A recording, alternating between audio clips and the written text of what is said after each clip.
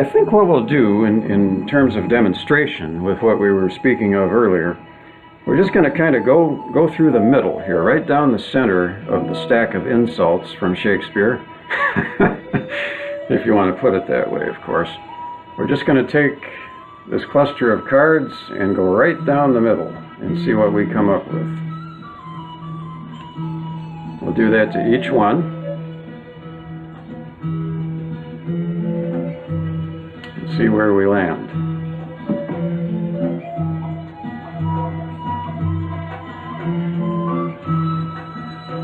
Bring the camera a little bit closer, Erastus. Is that Mr. McFeely at the door? I thought so.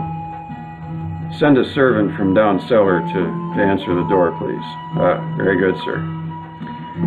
So now, anyway, we're right in the middle here, so let's see what we've got. We've got so many good ones that we couldn't possibly recite them all in one night. So we're gonna use the original declaration and then kind of match up these insults with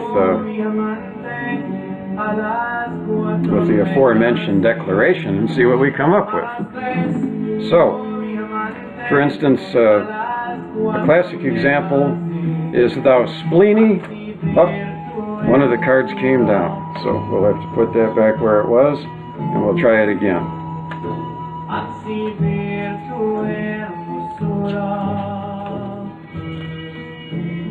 Alright, so "Thou spleeny, swag-bellied, beef-witted, swaggering boor," as you can see here.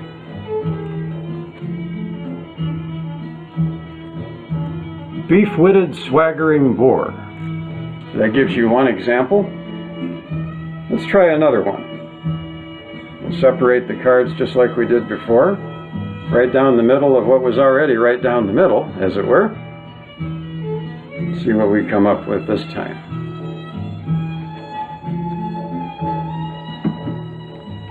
Alright. Again. "Thou spleeny, perfidious, beetle-headed swain."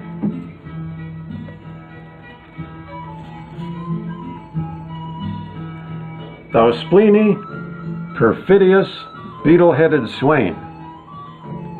Coincidentally, there's a gentleman by the last name of Swain here in the proceedings, and it's funny we should land on that. But he's a very respectable individual, so we don't want to be offensive to that name whatsoever. In fact, we won't even mention his first name. But it's funny that that's actually somebody that might be seeing this, and if you are seeing this, my friend, it's all in fun, of course, and it's just a weird coincidence that your last name showed up here. But that's all we'll say about that, so hopefully you got a little chuckle out of the coincidence, nevertheless. Now then, moving on. Let's say we try one more. There's got to be about 100 of these in here, and they're all very good, of course. Going right down the middle like we did before.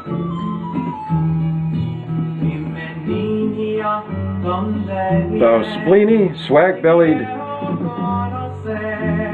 wayward, rump-fed puttock." Let's try it again so you can see it. "Thou spleeny, wayward, rump-fed puttock," or something to that effect. Since I fumbled a little bit on that one, we'll do one more. We're going to go back towards the beginning this time and see what we come up with. We're going to split this right down the middle once again.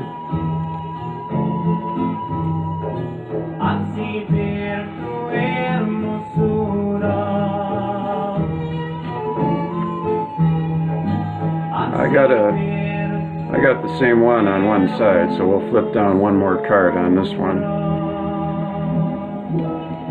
Now then. Oh, well, look what I did. This gives you an example of how much you can find in here. It's quite captivating. "Thou spleeny, swag-bellied, odious, dizzy-eyed elfskin."